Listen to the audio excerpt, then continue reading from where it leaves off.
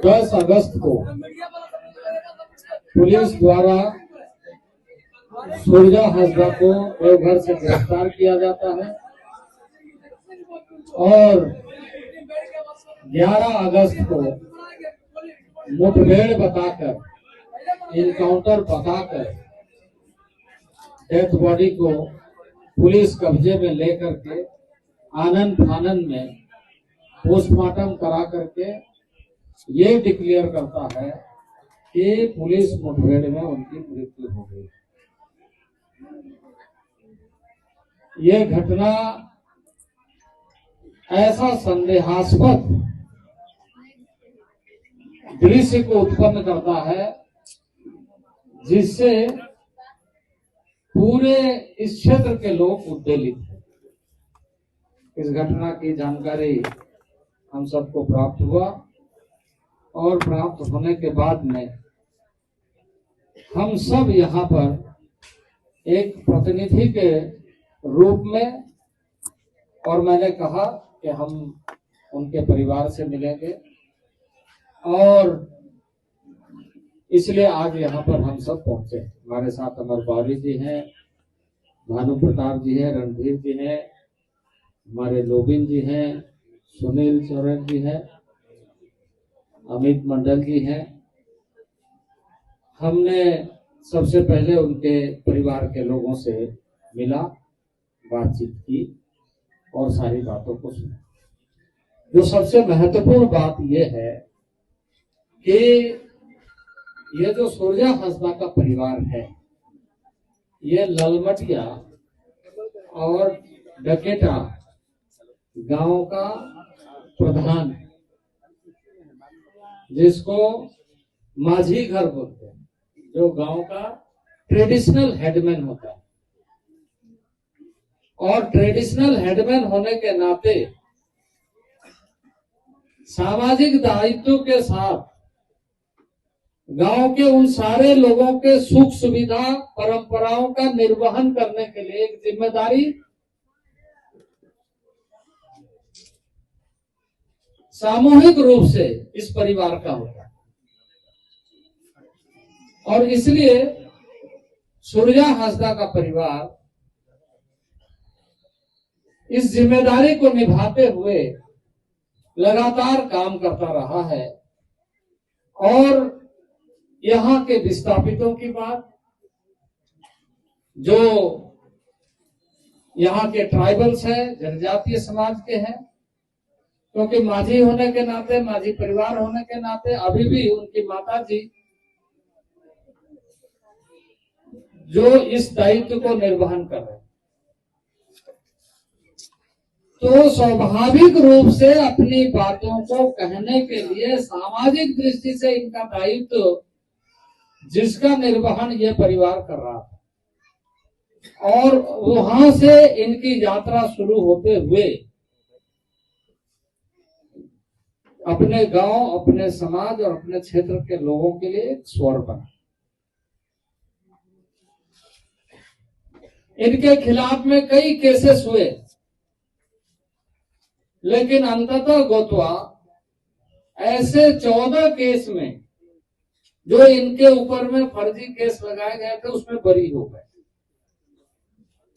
लेकिन ऐसे लोगों का साजिश इस परिवार के साथ और उनके साथ लगातार बना रहा,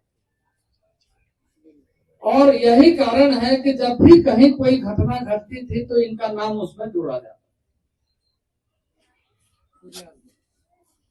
27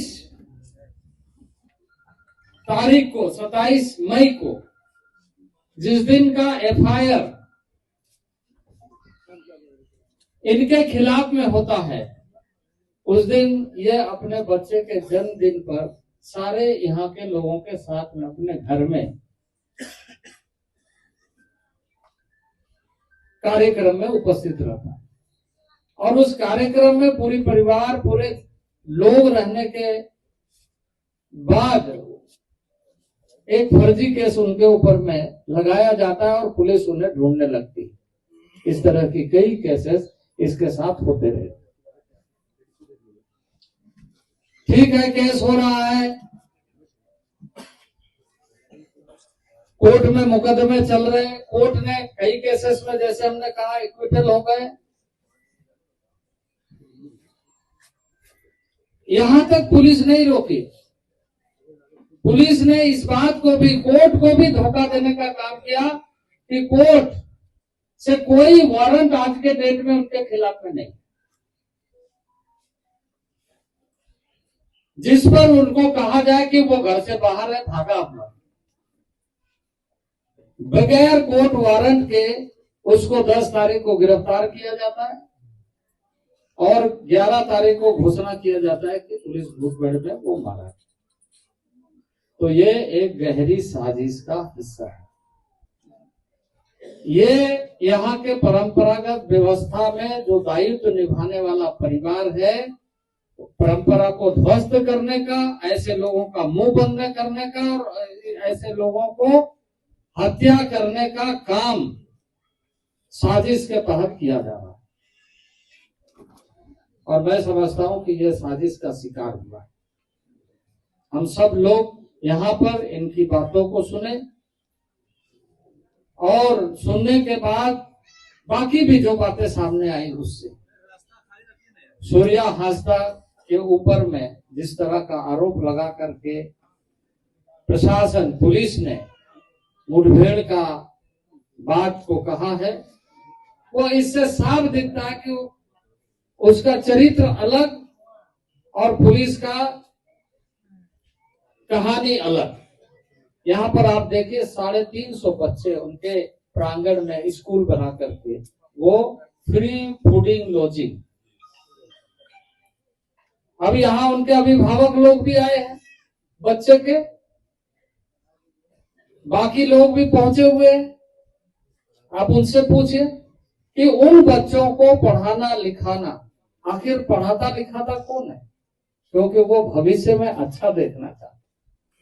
और जब कोई पढ़ता लिखता है तो वो राज्य और राष्ट्र के लिए अपना योगदान देने वाला बन जाता है। ऐसे कार्य करने वाले के साथ में इस तरह का घटना का कहानी गढ़ना, मैं समझता हूं कि एक बहुत ही षड्यंत्र का परिणाम है।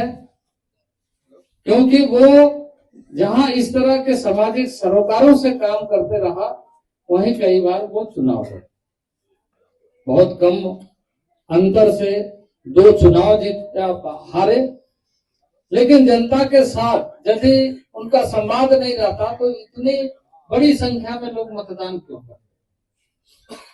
तो ये सारा कारण और भी कुछ चीजें हमें जानकारी है, क्योंकि ये जांच का विषय है। उन बातों को अभी हम उस तरीके से नहीं कहेंगे, बल्कि जांच एजेंसी कहें कि वो अपने जांच में। इसलिए हम सब की यहाँ पर अभी, क्योंकि आगे की रणनीति, क्योंकि किसी भी परिवार के साथ ऐसा नहीं होना चाहिए। सवाल इस बात का, सवाल सिर्फ एक सूर्या हांसदा का नहीं, राज्य में किसी के साथ इस तरह का घटना नहीं घटना।